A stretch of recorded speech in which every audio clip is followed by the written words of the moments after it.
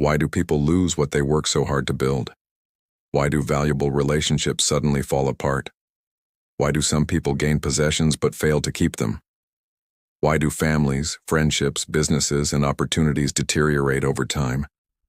The answer is often simple. What is not protected eventually becomes vulnerable. What is not guarded eventually becomes exposed. What is not maintained eventually begins to decline. Today we will discover God's principles for protecting the things He has entrusted to us.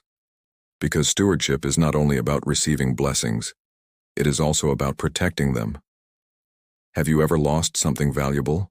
A friendship? A marriage? A business? Money? Trust? Influence? A ministry opportunity? Most losses don't happen overnight. They happen gradually. A little neglect, a little carelessness, a few wrong decisions, a few ignored warning signs. Then suddenly what once seemed secure begins to fall apart. Relationships become strained. Trust is broken. Possessions are damaged. Opportunities disappear. The painful truth is this: many people know how to acquire. Few know how to preserve. Many know how to start. Few know how to maintain. Many know how to build. Few know how to protect. The Bible teaches that what God gives us requires stewardship, and stewardship requires protection. Let's look at Nehemiah. Nehemiah faced a city without protection. Jerusalem's walls had been destroyed. Its gates had been burned. The people were vulnerable. Without walls, the city was exposed. Without protection, rebuilding would not last.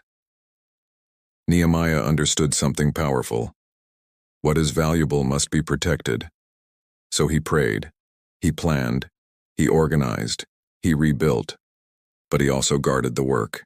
Enemies tried to stop the rebuilding effort. They mocked, they threatened, they intimidated, yet Nehemiah remained vigilant. The workers rebuilt while remaining prepared to defend what they were building. Nehemiah chapter 4, verse 17 says, "Those who carried materials did their work with one hand and held a weapon in the other." Nehemiah teaches us that rebuilding is important, but protecting what has been rebuilt is equally important. Most people see healthy relationships. What they don't see is the system behind them. Most people see financial stability. What they don't see is the system behind it. Most people see successful families. What they don't see is the system behind them. The same system operated in Nehemiah's life. Prayer leads to vision. Vision leads to planning. Planning leads to action. Action leads to protection. Protection leads to consistency. Consistency leads to preservation. And preservation leads to growth. Protection is not a one-time event. It is a continuous process. Relationships require communication.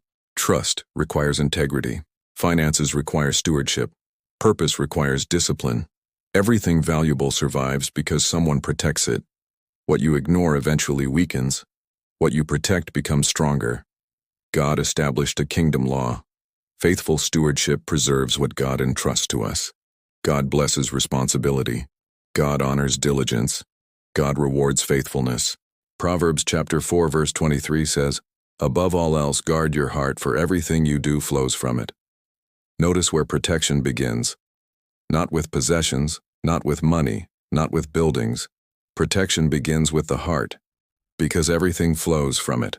Your relationships, your decisions, your words, your purpose. A protected heart leads to a protected life. Here is how the process works. Belief leads to decision. Decision leads to action. Action becomes habit. Habit builds character. Character produces results, and results shape your life direction. Let's connect this to Nehemiah. Nehemiah believed God's people deserved restoration. That belief shaped his decisions. His decisions became actions. The actions became habits. Prayer, leadership, planning, and protection. Those habits developed strong character. That character produced results. Jerusalem was restored. The people were protected. The city flourished. Everything started with belief. Likewise today. If you believe relationships are valuable, you protect them. If you believe God's purpose matters, you guard it. If you believe stewardship is important, you practice it. Your future follows your strongest beliefs. So how do you protect your belongings and relationships? Step 1. Change what you believe. Everything you have ultimately belongs to God. You are a steward, not an owner. Step 2. Renew your thinking daily. Learn God's wisdom about stewardship. Guard your mind against carelessness. Step 3. Apply kingdom principles consistently. Practice honesty. Practice responsibility. Practice accountability. Step 4. Build disciplined habits. Communicate regularly. Maintain your possessions. Manage finances wisely. Invest time in relationships. Step 5. Stay consistent even when results seem invisible. Protection often prevents problems before they appear. Step 6. Follow Nehemiah's example. Pray, plan, build, protect, remain vigilant, stay faithful. Imagine living a life where what God has given you grows instead of deteriorates. Imagine relationships built on trust. Imagine finances managed with wisdom. Imagine purpose protected from distraction. Imagine influence increasing because of faithful stewardship. This is kingdom living. The same God who helped Nehemiah rebuild Jerusalem can help you protect what he has entrusted to you. When your beliefs, actions, and habits align with God's truth, transformation becomes inevitable. Protection leads to preservation. Preservation leads to growth. Growth leads to kingdom impact. If this message helped you, subscribe to Masasa Ministry. Share this video with someone who needs this message today. May God give you wisdom to protect your relationships, your possessions, and your purpose. See you in the next video.